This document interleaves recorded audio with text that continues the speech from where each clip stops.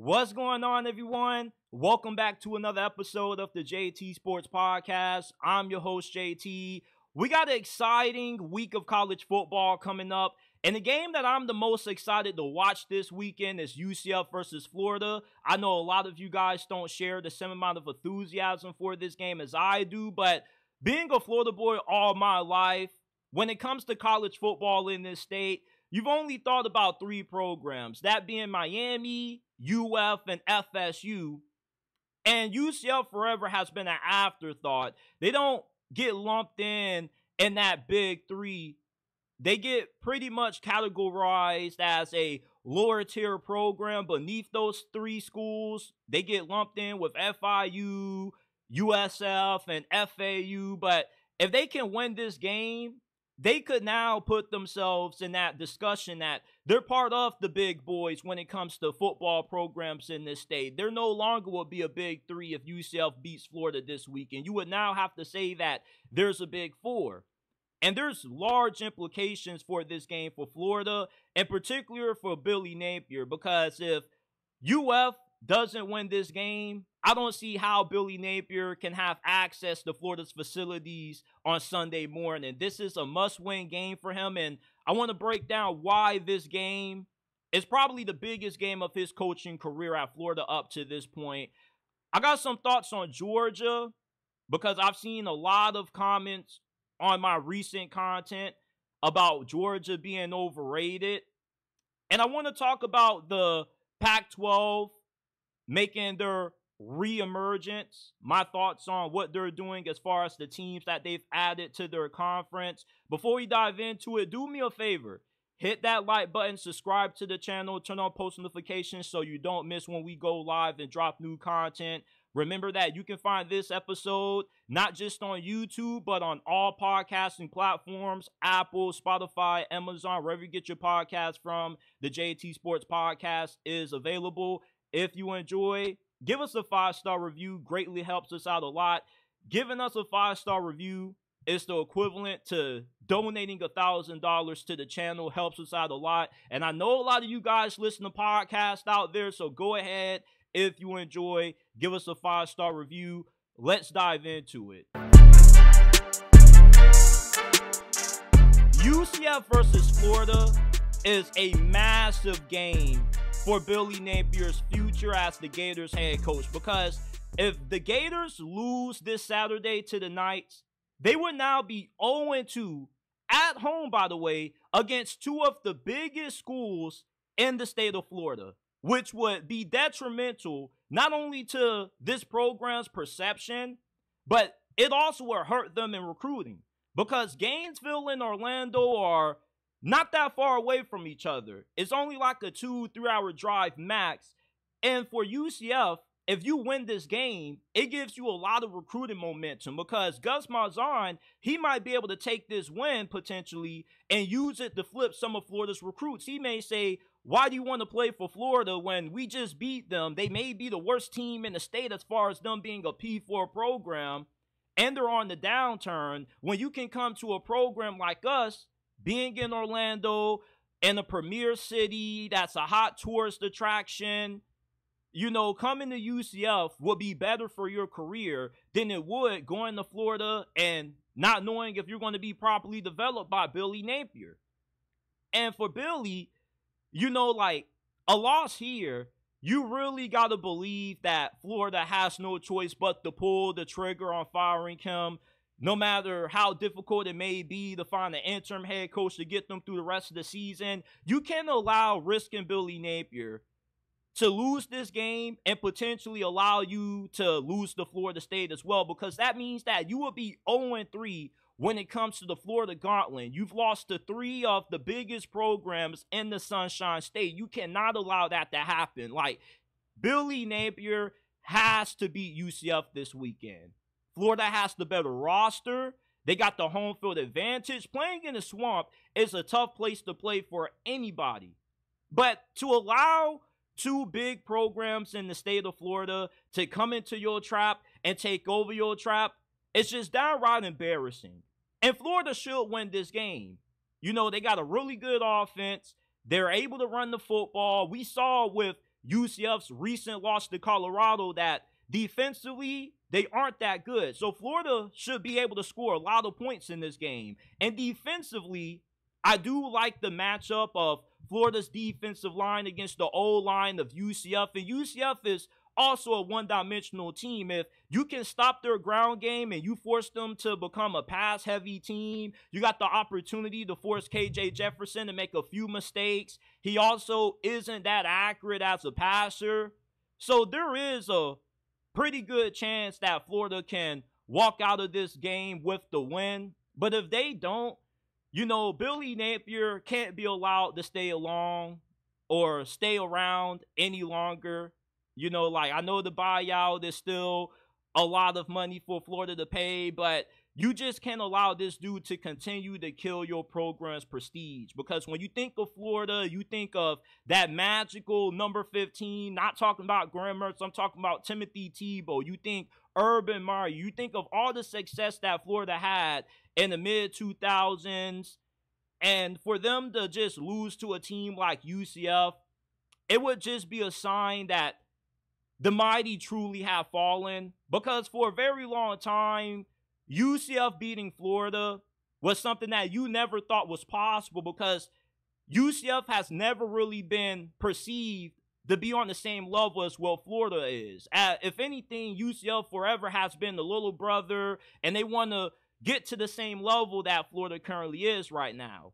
And with the loss, that would mean that Florida no longer can be seen as a premier program in the state, with UCF now being able to catch up to them and pretty much dethrone them, because the recruiting has improved. They had the highest rated recruiting class in program history last year. They're improving their facilities, and a win in this game for UCF would be a sign that there isn't really a big gap between these two programs, which would mean that Florida really has fallen so far that a program like UCF has been able to catch up to him. And that's why this game is must-win for Billy Napier. And this is a career-defining game for him, because if you lose, you can't have any confidence moving forward, if you even have any Billy Napier stock left, that he's the right dude for this job. You got to be able to beat the biggest programs in your state. And if you go 0-2, it just isn't a good sign for Billy Napier. And you will have no choice but to fire him if you're the Gators athletic director, because that would be a detrimental loss to Florida's perception and their reputation, and it also hurts them in recruiting. Georgia has struggled these last couple of weeks. I'm not going to deny that, but to say that they're overrated, I think is taking things a little bit too far, because what is overrated in terms of what it means for Georgia? Because it's one thing to call them overrated because they were most people's national title pick coming into this season.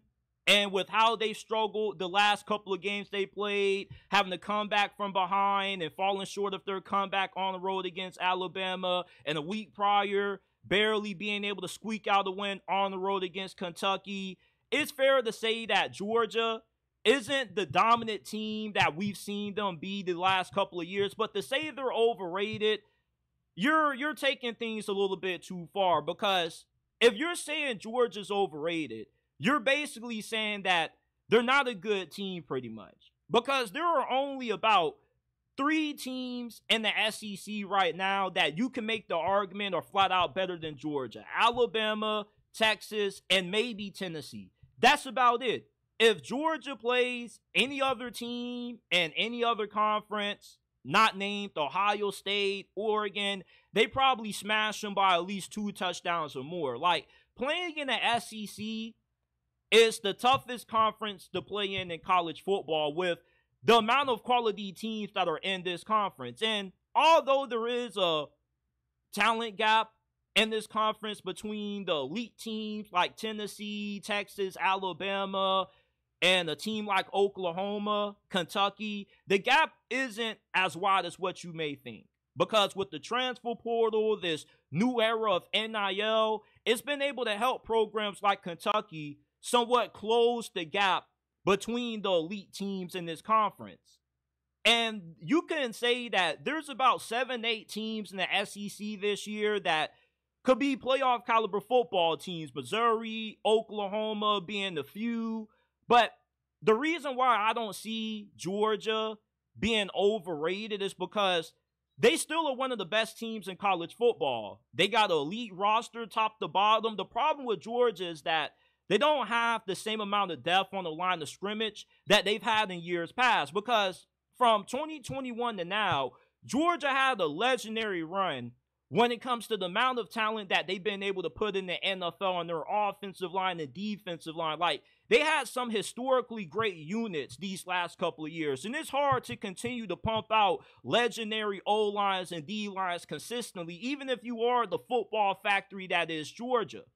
But just because Georgia's having a down season doesn't make them overrated, because they very well could have a down season, go 10-2, and still have a shot at making it into the national championship game because they get a ticket into the 12-team college football playoffs.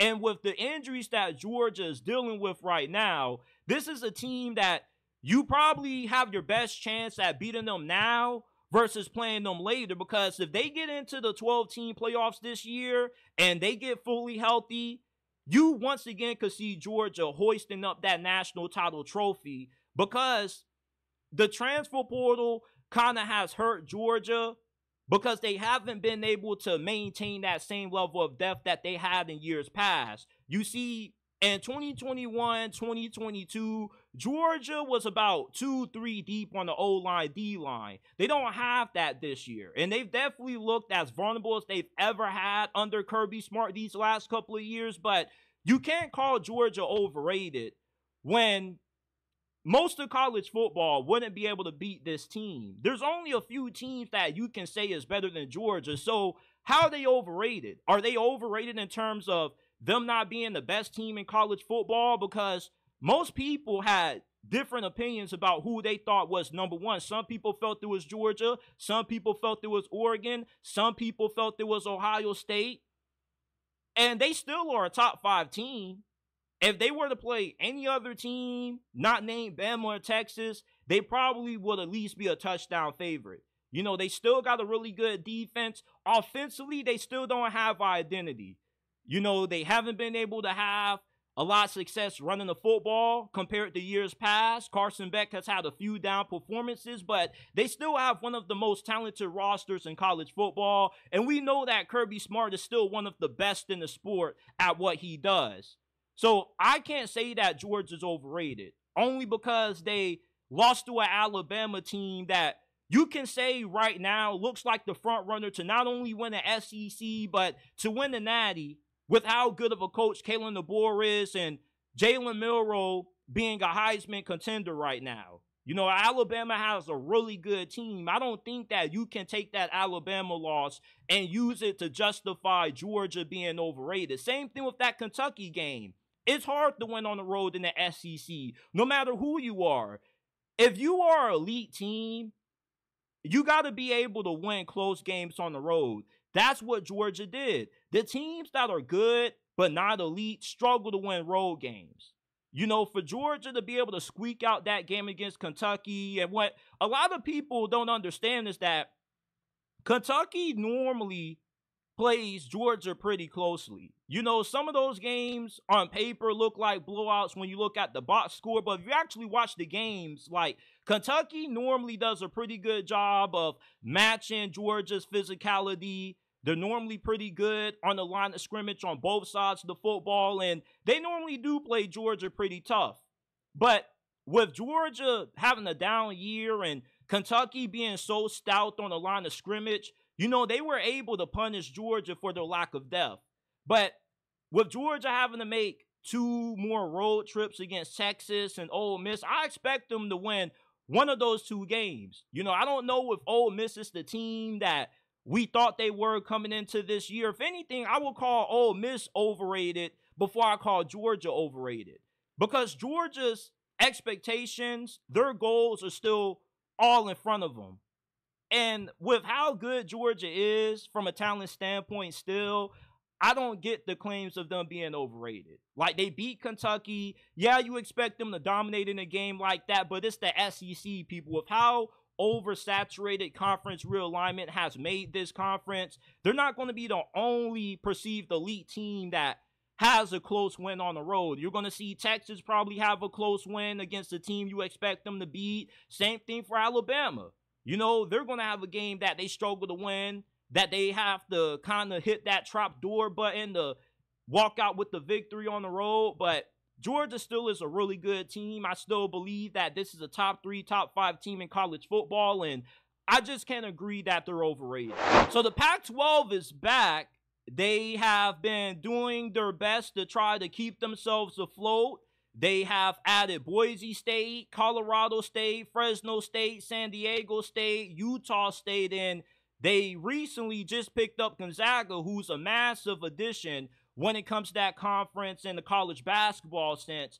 But in the football sense, I don't get the excitement around these moves because adding these teams doesn't really make you anything more than a bona fide G5 conference at best. You're still not going to be guaranteed a seat in the new expanded college football playoffs. And I don't look at any of these teams as must watch in terms of a potential draw.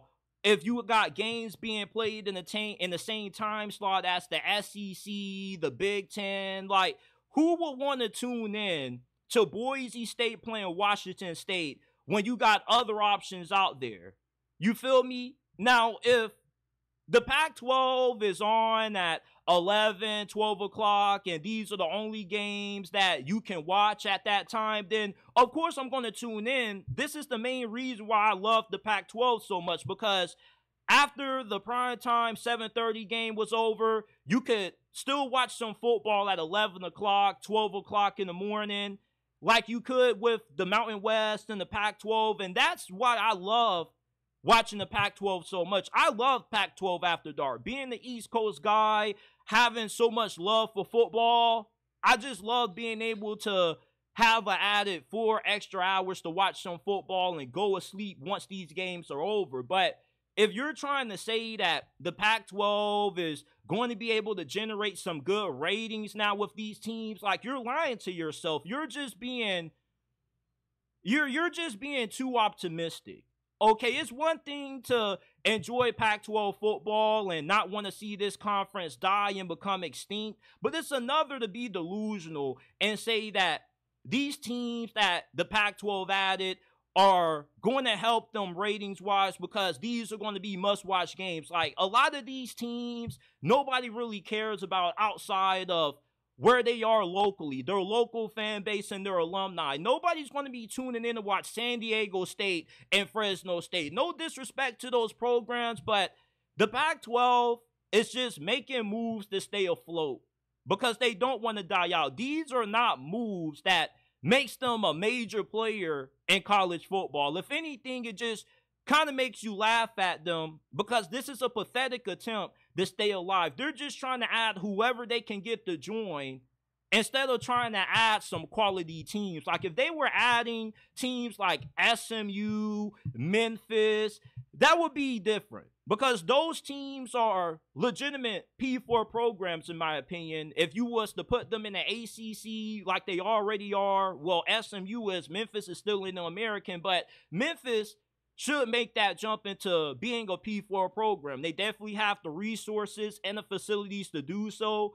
So if the Pac-12 was adding schools like that, you bring back Stanford and Cal, then this conference will have a little bit more legitimacy than what it has. Because right now, like, you're no better than what the Mountain West already was. If anything, this is the Mountain West 2.0. I really don't get the difference between the Pac-12 and what the Mountain West has been these last couple of years. You know, it's still the same level of football, and you still aren't going to be able to draw massive ratings. Yeah, you can make the argument that San Diego State, you picked up a really underrated market. Same thing for Boise State. Boise State is probably the biggest draw that this conference is going to have because they normally are one of the better G5 programs consistently. They do have a pretty diehard fan base, despite it being Boise or Idaho. I didn't even know that they had football fans until I did a video about them playing Florida State a few years ago, and there were a lot of Boise State fans saying I didn't know anything about their team. So Boise State does have a pretty passionate fan base, and when they're good and they're ranked like what they are this year, then they give you a reason to tune in if there isn't really any other games to watch. If they're playing Washington State, I might tune in because Washington State is also pretty good. But for this conference to be a draw, you got to have teams that consistently are ranked inside of the top 25, because that's the only way these games are going to give somebody like me added luster to want to tune in, unless I'm from that part of the country. But college football, as national as what it's become, it still is a regional sport. And for you to garner large ratings, you got to be able to have attractive matchups that people nationally are going to want to watch. And I'm not going to want to watch Utah State versus Fresno State on a random Saturday afternoon if there's Big 10, SEC, Big 12, and ACC games being played at that same time. Like, the Pac-12, if they're able to find a niche where they got a lot of these games that have late kickoff times, then yeah, I think that this conference can, garner a little bit of attention. But competing against the behemoths that are the Big 10 and the SEC, like, these moves aren't anything. Nobody's even really paying attention. Those conferences, they see what the Pac-12 is doing, and they just shrug their shoulders and laugh, because these are just moves that you make to stay alive. If you could get North Dakota State and some of the bigger FCS programs from that West Coast region, then this conference probably will have a little bit more respect in my eyes. But I'm not impressed with the new Pac-12. I really don't understand why everybody's getting so up in arms about these moves, getting so excited, because it pretty much is just the Mountain West 2.0, just being honest. Let's just be honest about it. Oregon State and Washington State, like, if they were programs that were really good and well respected, they would be in the Big 10 along with the schools that left the Pac-12 to join the Big 10. So this ain't nothing more but just a bona fide G5 conference. It's a far cry from what this conference used to be. Like, the final year of the Pac-12 in 2023, that was the greatest run that conference had in, 10 years, when you had Washington, who was the runner-up, went to national championship game, lost to Michigan. You had Oregon, who was really good, Oregon State, UCLA, Washington State. You had a lot of good, great, and solid teams in the Pac-12 last year. But with what this conference is going to be with the teams that they're adding, they're not anything close to that. And they don't really give you a reason to tune in. Like, last year, you wanted to watch Coach Prime versus Oregon. You wanted to watch Washington versus Oregon. Those were big draws. They had big appeals. Nobody wants to watch these games outside of the people that graduated from these schools or the people that are from that part of the area that enjoy watching those schools play football. But from a guy that comes from the East Coast, this conference ain't really all what people are trying to make it up to be.